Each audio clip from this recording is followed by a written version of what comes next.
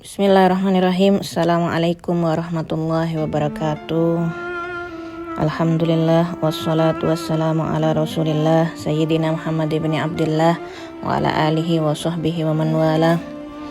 Allahumma salli ala Sayyidina Muhammadin al-Fatih lima ughliq wal khatim lima sabaq nasiril haqqi bil haqq wal hadi ila siratikal mustaqim wa ala alihi haqqa qadrihi wa miqdarihil adim, amma ba'du.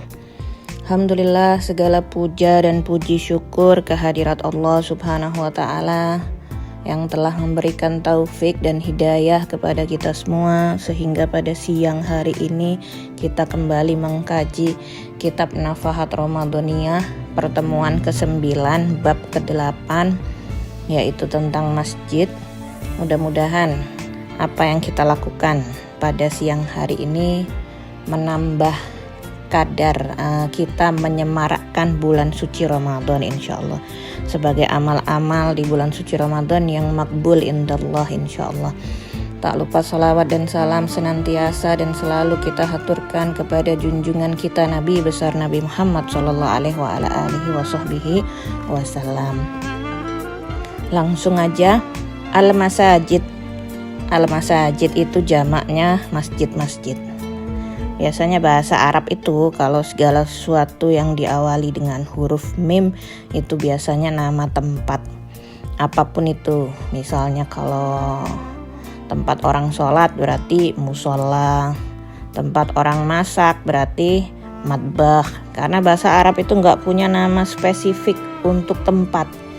Jadi mereka nambahin mim gitu aja untuk setiap nama-nama tempat. Ya misalnya qabr itu kan, kalau kuburan tambah mim, makbaroh gitu.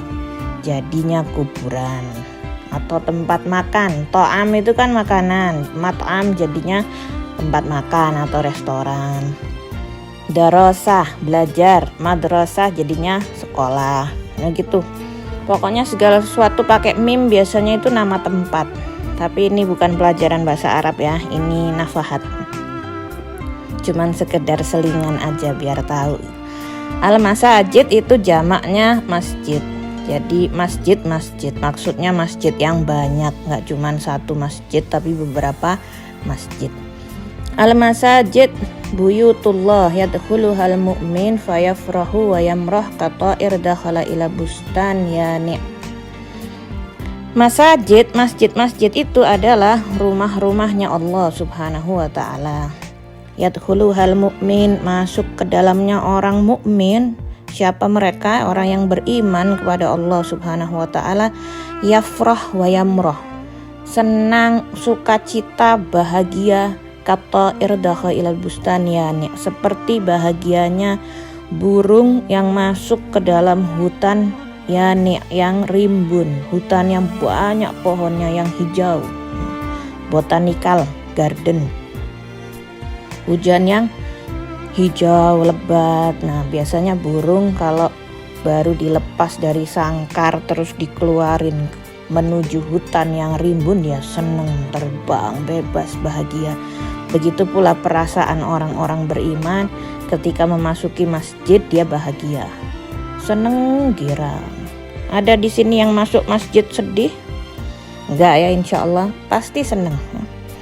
Walaupun masjidnya biasa aja, misalnya apalagi Masjidil Haram, Masjidil Nabawi apalagi ya, atau Masjidil Aqsa mungkin, atau masjid-masjid yang bagus-bagus, masya Allah, masjid yang makmur-makmur dengan kegiatan keagamaan. Nah itu. Wa yadkhuluhal munafik, masuk juga ke dalamnya itu orang munafik. Jadi ada dua jenis orang nih yang masuk masjid. Yang pertama orang mukmin, yang kedua orang munafik. Fayakun qata'ir fi qafas kharaja ra'suhu wa rijluhu wa baqat rijlun wahidah yuhawil ikhrajuha la yahrub. Ada juga orang munafik. Nah kalau perasaan orang munafik masuk ke dalam masjid itu seperti burung yang berada di dalam sangkar, bukan di hutan yang rimbun. Kayak fi qafas, dia ngeluarin kepalanya, nengok-nengok, dan satu kakinya dikeluarin, pengen kabur, tapi kaki yang satunya masih berada di dalam dan tidak akan mungkin bisa kabur. La yahrub, tapi nggak bisa kabur. Begitulah perasaan orang-orang munafik ketika masuk masjid. Dia nggak betah, nggak nyaman, pengennya cepat selesai. Bosen dia dengan kegiatan-kegiatan yang ada di masjid. Naudzubillah min dalik. Pengen cepet kabur, pengen cepet-cepet selesai. Mudah-mudahan ini nggak termasuk orang-orang yang sholat taraweh nyari masjid yang sholatnya yang paling cepet, ya. Kayak nggak betah, entah mau apa nggak tahu, urusannya apa nggak tahu. Pokoknya pengen cepet kabur aja, cepet selesai. Ya Allah.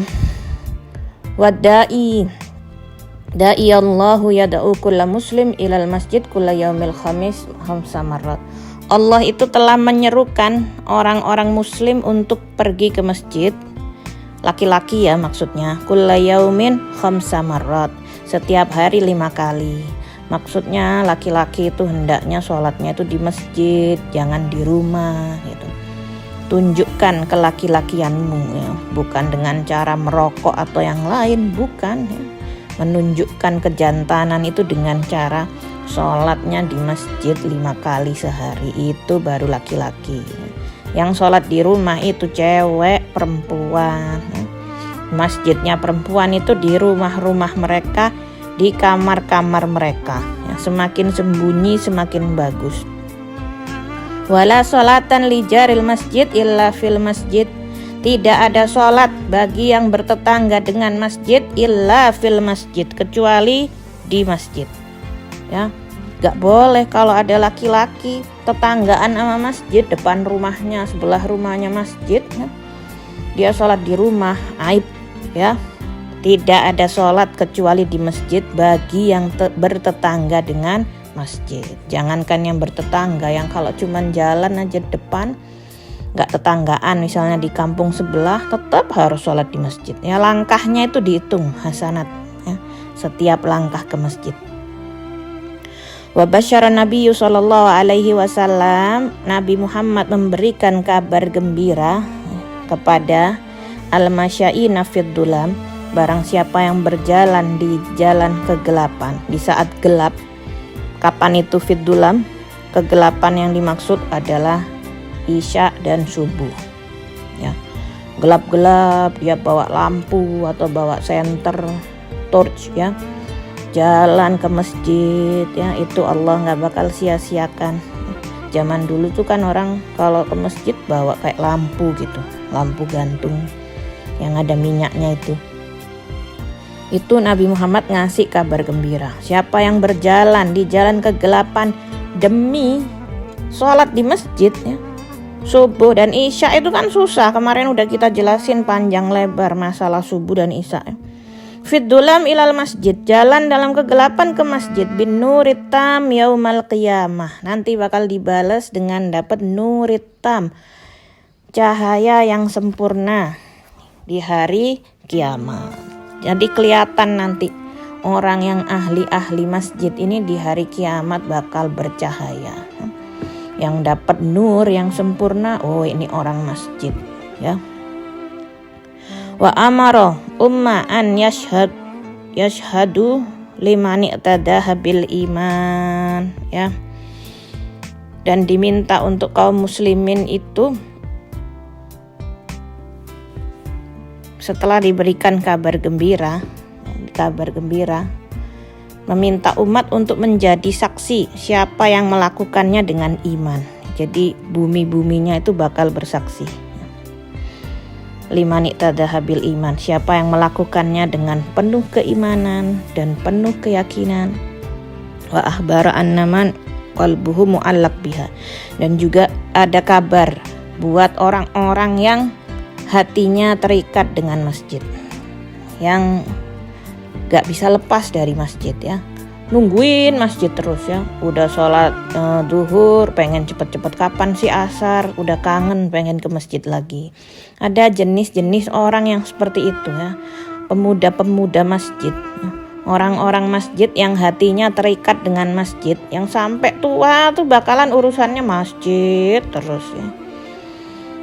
Next page, minas sab'alladina, yudilluhum fi dhilli arsyihi yauma la dhillu yudilluhumullahu fi dhilli arsyihi yauma la dhillu illa dhilli. Ada kabar gembira bagi seorang pemuda yang hatinya terikat dengan masjid, yang gak enak ninggalin masjid, cepet rindu dengan masjid, gak enak kalau gak sholat di masjid, gak kegiatan di masjid. Pokoknya dia ini masjid udah kayak rumah keduanya dia, rumah pertama mungkin ya. Itu bakal dapat naungan di arsy-Nya Allah Subhanahu wa taala, di mana hari tidak ada naungan kecuali naungannya Allah Subhanahu wa taala. Nah, ini kan ada 7 golongan minas sab'ah. Ada 7 golongan yang nanti bakal dapat naungan Allah. Salah satunya adalah pemuda yang terikat dengan masjid, hatinya terikat dengan masjid. Nah, ini bakal dapat naungan. Itu susah ya. Biasanya pemuda itu lebih seneng hura-hura. Yang ke masjid yang tua-tua. Tapi biasanya yang tua itu juga sedari muda, dia udah biasa ke masjid. Wa talaba minal muslimin kasratul i'tikaf, dan diminta untuk orang-orang muslim banyak i'tikaf, siyama fi Ramadan, khususnya di bulan suci Ramadan yang banyak i'tikaf. Siyama fil ashril awakhir, khususnya di 10 hari terakhir. Ya, udah 10 hari terakhir nih waktunya orang iktikaf. Cewek iktikaf di mana? Di rumah masing-masing, ya. Di tempat kamu biasa sholat, disitulah kita niat iktikaf, ya. Udah diajarin niatnya kan? Nawaitul iktikaf madumtu fihi, di atas sejadah kamu di kamar kamu, yaitu iktikaf. Emang perempuan ada iktikaf? Sebenarnya nggak ada. Cuman kita ini mengikuti pendapatnya Imam Abu Hanifah yang memperbolehkan wanita beriktikaf di tempat ibadah masing-masing. Tempat kita di rumah itu kan kalau nggak punya musola, kalau punya musola ya iktikaf di musola. Biasanya nggak semua rumah punya musola, tapi mereka punya tempat sholat yang ada sejadahnya digelar, yang biasa dia sholat di situ. Ya udah niat iktikaf di situ. Mau ngaji, mau tasbih, mau wirid, mau sholat ya. Fa Ramadan syahrul masajid, nama lain dari Ramadan itu adalah bulannya masjid. Ala kulli muslim an yuwaffara min awqatihi lil masjid. Hendaknya setiap muslim meluangkan waktunya untuk masjid, ya. And then min ghairaha ma'tada qabla Ramadan, dan hendaknya membiasakan sebelum datangnya Ramadan itu dia udah biasa ke masjid. Jadi kalau udah masuk Ramadan udah gampang, enak, imtisalan ya lin Nabi sallallahu alaihi wasallam, ya. Mencontoh Nabi Muhammad sallallahu alaihi wa ala alihi wasallam. Ini bisa dinasehatkan kepada yang punya anak laki-laki, saudara laki-laki atau siapa. Hari ini Nafahat belajar tentang masjid, begini ceritain supaya mereka tuh nggak males, ya. Kalau tahu keutamaannya nggak males. Dalam hadis yang lain, Nabi Muhammad mengatakan, ahabbul biladi ilallahi masajiduha. Tempat yang paling dicintai oleh Allah adalah masjid-masjidnya. Dan yang paling dibenci adalah pasar-pasarnya. Subhanallah, yang laki seneng ke masjid, yang cewek senengnya ke pasar. Maksudnya apa? Kalau di pasar tuh jangan lama-lama. Pokoknya beli sesuai kebutuhan, udah selesai. Kalau sekarang enak pasarnya pindah HP, ya. Masjid adalah, kenapa dikasih nama masjid? Karena mahallus sujud, tempatnya orang sujud. Jadi aslinya masjid itu tempat sujud, ya, tempat orang bersujud. Segala tempat yang digunakan untuk ibadah itu disebut masjid. Masjid itu nggak harus bangunan tinggi yang ada kubahnya. Cuman sekedar tanah 2x2 meter diniatin jadi masjid, ya jadi itu adalah masjid. Nggak harus masjid itu seperti yang kita lihat sekarang, berlomba-lomba, bermegah-megahan tapi nggak ada isinya, nggak begitu ya. Di Nabi Allah Hud itu ada di Hadramaut, di kota Syi'ib, ya. Dekatnya Nabi Hud itu ada kayak yang pinggir sungai itu masjid kecil, cuman 1x2 meter, tapi ternyata itu masjid. Nah, waktu itu aku kayak ngelangkah ke situ pakai sepatu, katanya Baba Maryam, jangan pakai sepatu, itu masjid, hati-hati, lepas, karena nggak ada tandanya, nggak ngerti, kecil banget. Nah, Hubabah memerintahkan sholat di situ, sholat di sini, kecil banget tempat, ini masjid, doa di sini mustajab katanya. Wali-wali dulu, para aulia, para habaib, orang-orang Hadramut sholat di sini.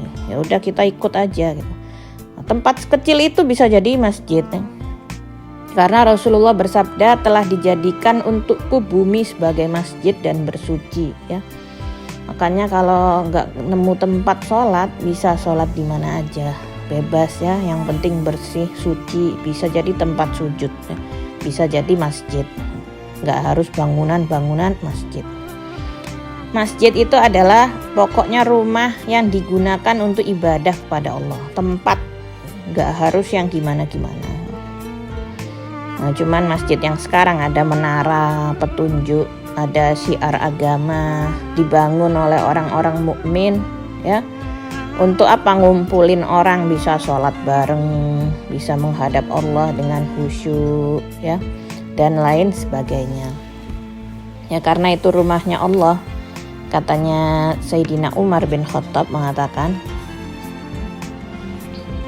Al-masajid buyutullah fil ard. Masjid itu rumahnya Allah yang ada di dunia, yang ada di bumi. Wal musalla fiha zairullah wa haqqu 'alal mazuri an yukrimaz zair. Masjid itu rumahnya Allah yang ada di atas muka bumi. Orang yang sholat di dalamnya itu berarti termasuk tamu-tamunya Allah Subhanahu wa ta'ala. Kan masjid rumahnya Allah. Berarti kalau kita masuk sholat di dalamnya, otomatis kita jadi tamunya Allah Subhanahu wa ta'ala. Kemudian kata Sayyidina Umar, kewajiban orang yang dikunjungi adalah memuliakan orang yang mengunjunginya.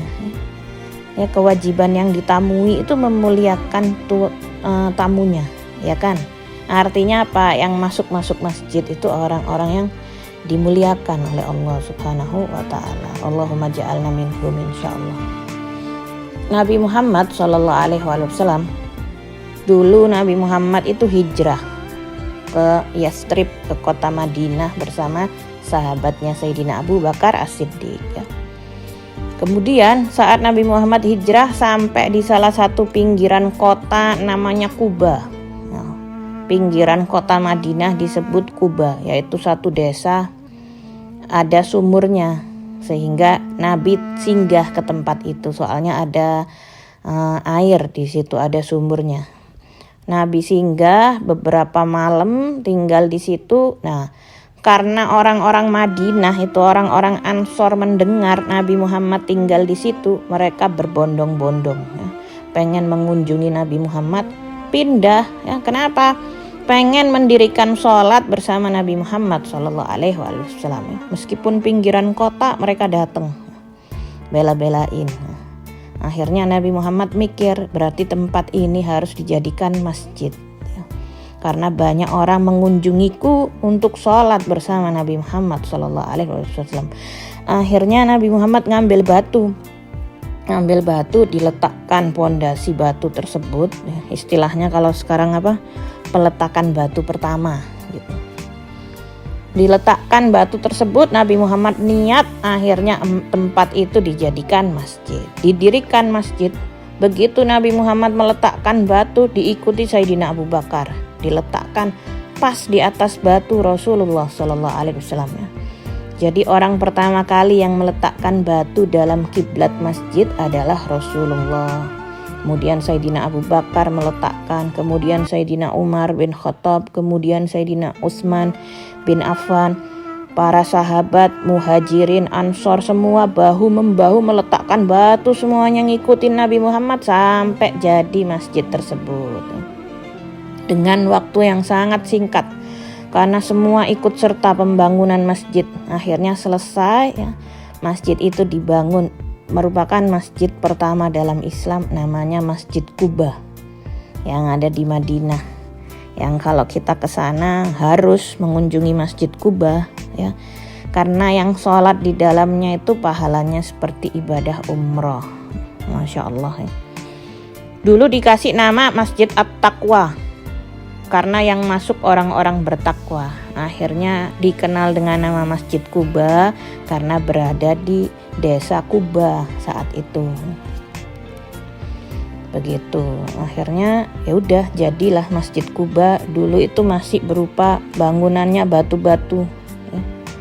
Dindingnya dibangun pakai susu kambing, sangat sederhana. Lantainya itu batu kapur, mimbarnya cuman cabang-cabang pohon.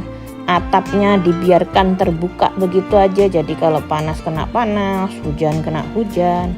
Sampai sekarang jadi Masjid Quba yang megah yang kita lihat sekarang ini ya.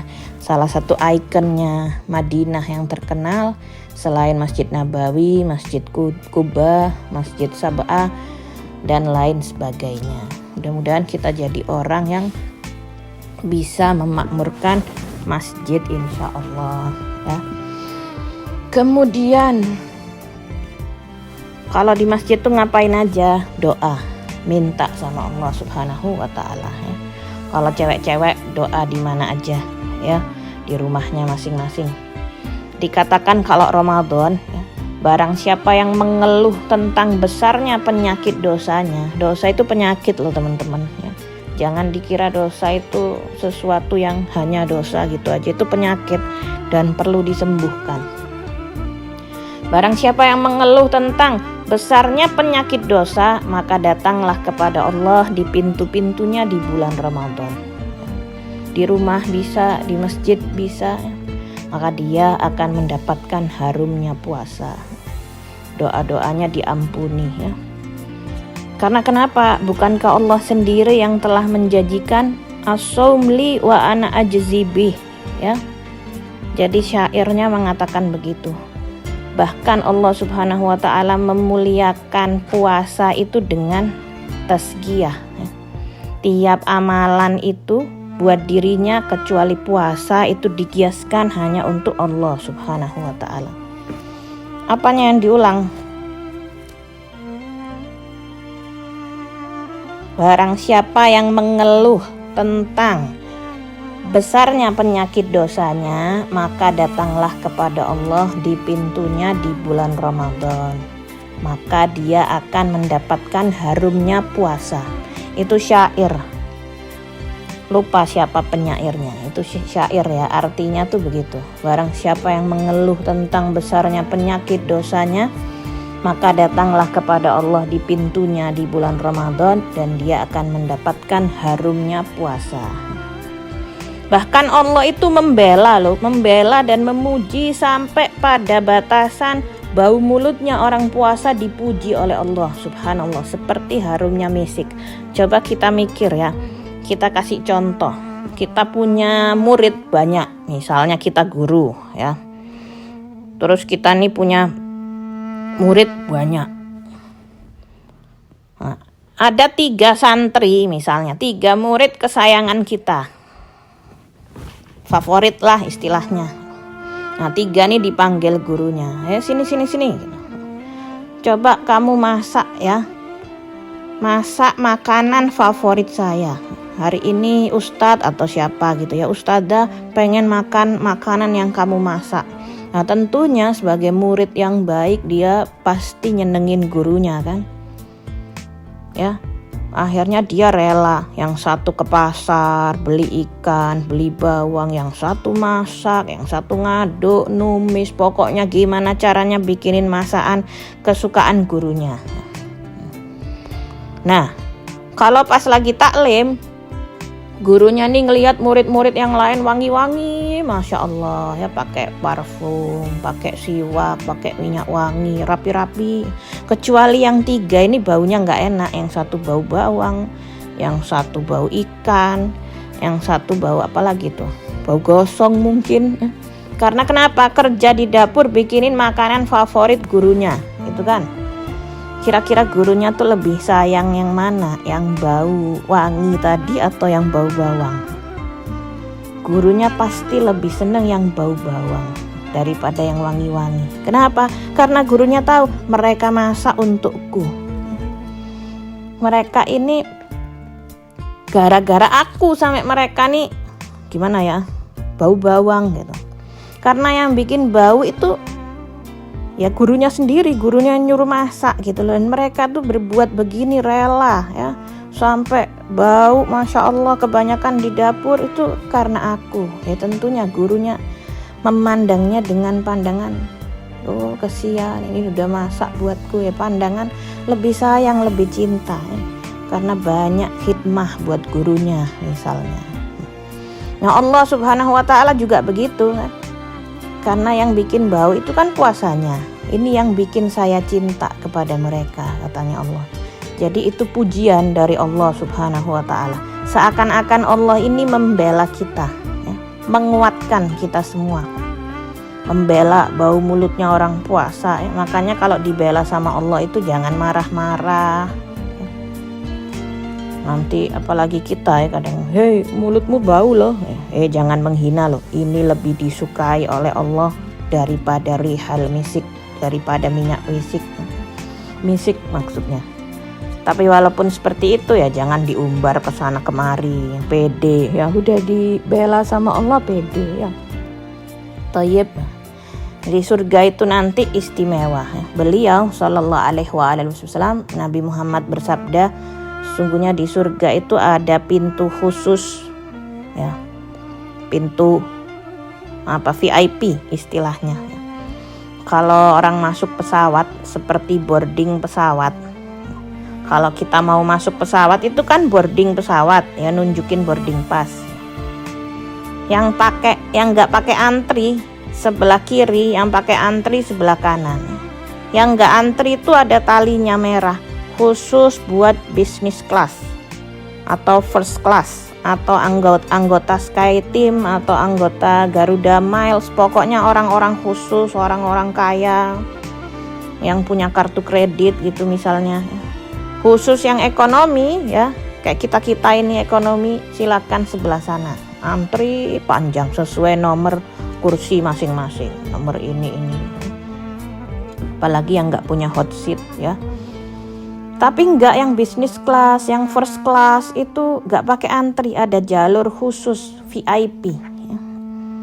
Kita nggak bisa mau masuk yang khusus, nggak bisa, enak nggak antri ya, muhtarom, jalur khusus karpet merah nggak bisa ya. Masuk pesawat itu pintunya juga khusus ya, yang lain sana sini antri, ini khusus muhtarom aziz ya. Ekonomi mau masuk situ gak boleh, siapapun kamu ya. Kalau tiketnya boardingnya ekonomi gak boleh masuk jalur khusus. Nah surga itu juga begitu. Di surga nanti itu ada pintu khusus namanya Babur Rayyan. Rayyan ini pintunya business class untuk orang-orang yang ahli puasa. La yadkhul minhum, gak boleh masuk kecuali ahli puasa, lainnya tidak ya. Gimana cara masuknya? Ya puasa. Terus dipanggil kayak mau masuk pesawat, mirip banget kayak orang mau masuk pesawat. Aina shaimun, mana orang-orang yang puasa? Ada panggilan. Siapa yang masuk dulu? Pemegang tiket bisnis kelas harap masuk pesawat terlebih dahulu. Yang ekonomi cuma ngeliatin aja bengong ya, melongo. Yang ekonomi kemudian masuk, mereka naik pesawat ya. Surga juga gitu, masuk semuanya ya, nggak boleh ada yang masuk kecuali pemegang tiket boarding pass bisnis kelas shaimun. Kalau udah masuk semua, subhanallah, pintunya itu langsung ditutup jebret. Otomatis pintu ini tidak boleh dimasuki selain dari mereka. Itu fasilitas khusus di surga. Siapa mereka? Shaimun, orang-orang yang ahli puasa. Ya kita ini kan kalau di dunia ya mau masuk bisnis kelas itu gak mungkin, karena harganya 5 kali lipat, eman-eman. Bisa aja ya kalau punya uang lebih gitu. Tiket keluar negeri itu bisa puluhan ratusan juta kalau naik bisnis kelas. Jadi mending buat beli beras, beli semen ya, beli makanan, beli baju ya, atau beli bakso. Eman, nyampe nya kan juga sama ya. Katanya Ustazah Halimah pernah cerita, aku tuh nggak pernah mau dibeliin tiket bisnis kelas. Ustazah naik bisnis enggak, ekonomi aja kalau mau beliin saya. Kenapa Ustazah? Nyampenya sama. Kalau nyampenya lebih cepet sih nggak apa-apa, toh nyampenya sama aja gitu kan. Sayang, emang eman-eman gitu. Harganya 5 kali lipat, bisa dipakai ke keperluan yang lain. Ya. Di dunia kita udah nggak bisa dapat bisnis kelas, jangan sampai kita di akhirat nanti nggak bisa dapat tiket bisnis kelas yang ini. Ya. Boarding pass Soimun. Biarkan mereka bisnis kelas di dunia, kita nanti bisnis kelasnya di surga di akhirat insya Allah. First class masuk, ya salam, istimewa. Dan tidak ada cara lain selain puasa. Jadi ada keistimewaan para penghuni surga bagi orang-orang yang puasa itu punya pintu jalur khusus. Namanya Babur Rayyan. Dalam riwayat Sayyidina Abdullah bin Umar mengatakan, As-siyam wal Qur'an yashfa'ani li abdi yaumal qiyamah. Quran dan puasa itu kelak memberi syafaat di hari kiamat. Ya. Quran kalau dibaca, puasa kalau dijalani, itu bakal ngasih syafaat di hari kiamat. Katanya, ya gulus siyam Rabbi. Puasa berkata, ya Allah, kau larang mereka makan minum, syahwat ditahan dan lain sebagainya, maka biarkanlah aku ya Allah untuk bisa memberi mereka syafaat. Jadi nanti puasanya tuh dateng ngasih syafaat sohibnya, ya, teman-temannya yang dulu jalanin puasa dengan benar. Quran juga berkata, ya Allah, kau cegah mereka untuk bangun malam, mereka tetap bangun malam. Dia pakai untuk baca Quran. Sehari waktu senggangnya dibuat tilawah Quran, tadabbur, tadarus, sehari-hari yang diublek-ublek Quran terus. Gimana nasibnya para penghafal Quran ya, Masya Allah, yang kayak teman-temanku tuh sehari murajaah sampai 10 juz, sampai 5 juz ya. Gimana mau gak dapat syafaat?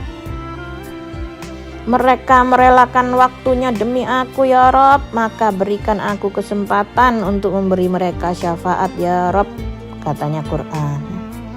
Jadi puasa dan Al-Quran memberi syafaat kepada orang tersebut di hari kiamat, ya, kepada penghuninya. Ada orang nanya ke Rasulullah, ya Rasulullah, perintahkan aku untuk berbuat yang manfaat di sisi Allah Subhanahu wa taala. Ada sahabat datang nanya, berbuat apa ya Rasulullah yang manfaat di sisi Allah? Nabi Muhammad gak panjang lebar jawab, Rasulullah langsung jawab, alaika bisiyam, ya, banyakin puasa. La mislalah, tidak ada yang seperti puasa. Jadi kalau seorang hamba puasa sunnah misalnya dalam sehari dia puasa sunnah, dapat pahala mil al-ardi zahaban. Apa mil al-ardi? Sepenuh bumi emas. Dunia ini dipenuhi dengan emas ya. Sekali puasa dia dapat pahala kayak sebumi emas, bukan segunung ya, satu bumi emas. Ini dijadikan imbalan buat yang puasa sunnah, masih kalah dengan pahala yang Allah siapkan untuknya dihisap nanti. Allah, wes cukup ya, udah cukup. Gimana ini? Satu kali puasa sunnah ya, dapat pahala seandainya satu bumi emas, masih kalah dengan pahala yang Allah siapkan.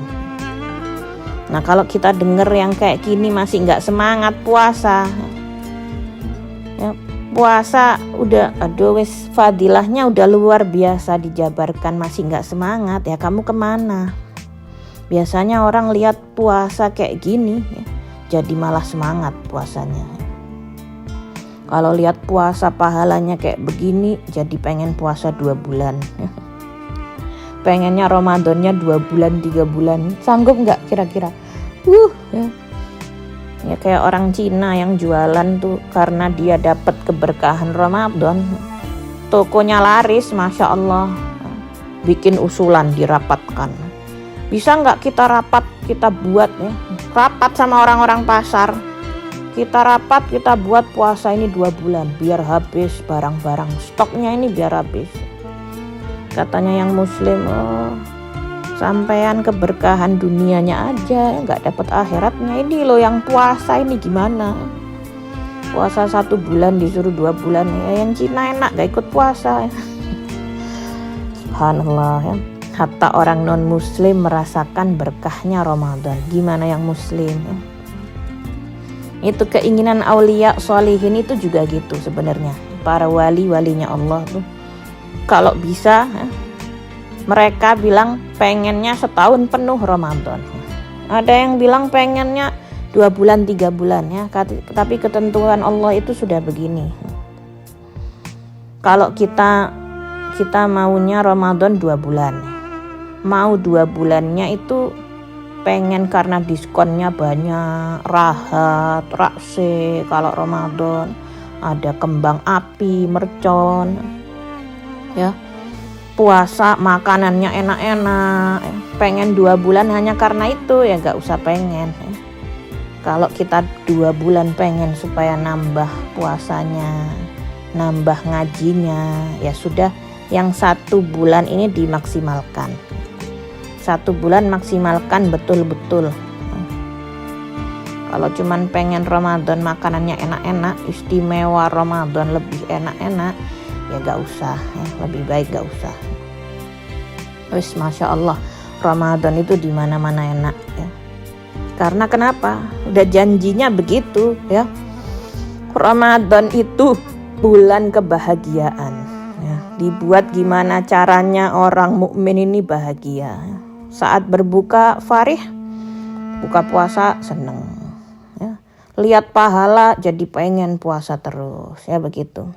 Tidaklah seorang hamba puasa sehari aja yang ikhlas karena Allah Subhanahu wa ta'ala, kecuali antara dia dengan neraka itu dijauhkan sejarak 70 kharif.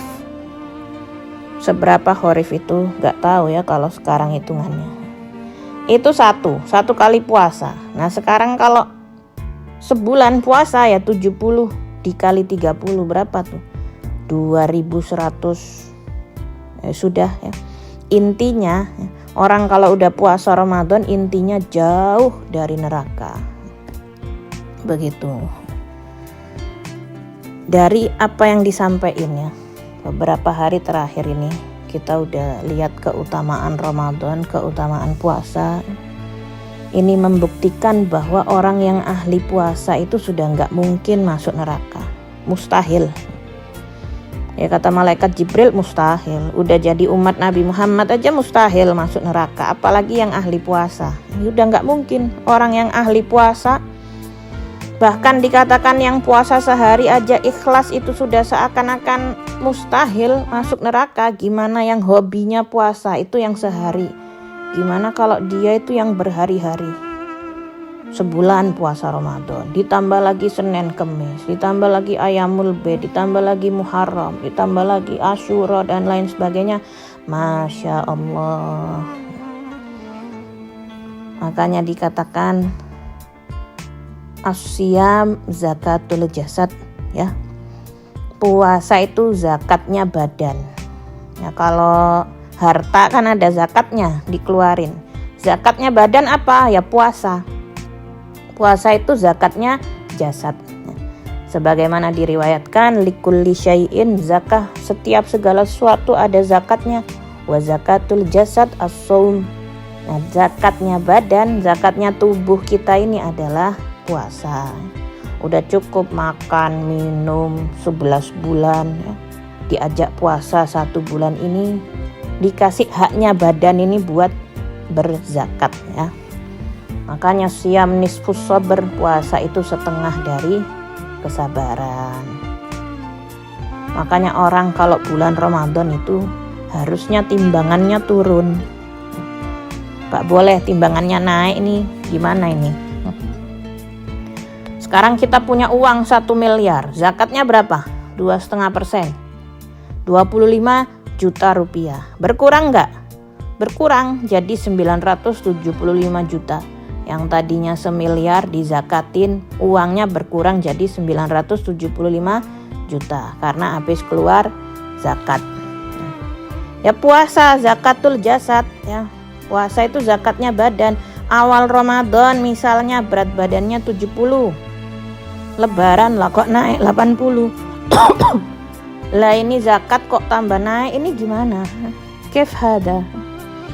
Mestinya kalau 70 lebaran itu jadi 65 kilo. Kebanyakan 68 wes atau 60. Kok berkurang? Iya, zakatul jasad. Nah, badannya udah dizakatin. Saya sudah zakatkan daging dan lemak saya. Dulu awal Ramadan 70, lebaran berkurang meskipun cuma 1-2 kilo. Kenapa? Zakatul jasad. Berkurang karena ngeluarin zakat. Lah kalau Ramadan naik 5 kilo, malaikat bingung, ini zakat apa ini ya yang keluar ya? Kok bertambah? Kok gak berkurang sama sekali, kamu punya badan ini gimana ini? Begitu. Wallahu a'lam bishawab. Mudah-mudahan yang sedikit ini bermanfaat buat kita semua dan buat saya juga khususnya. Nasihat-nasihat di sini juga berlaku buat saya sendiri sebenarnya. Ya. Mudah-mudahan Allah menerima puasa kita ya, menjadikan kita tetap semangat khususnya di 10 hari terakhir nanti insya Allah, dan dapat berkah dari kitab Nafahat Ramadaniyah, menunjukkan kitab itu berkah walaupun penulisnya udah nggak ada, tapi manfaatnya masih ada sampai sekarang insya Allah. Amin ya rabbal alamin. Ini saja yang bisa saya sampaikan, kurang lebihnya memohon maaf yang sebesar-besarnya. Wallahul muwafiq ila aqwamit thoriq wal afu minnakum. Assalamualaikum warahmatullahi wabarakatuh.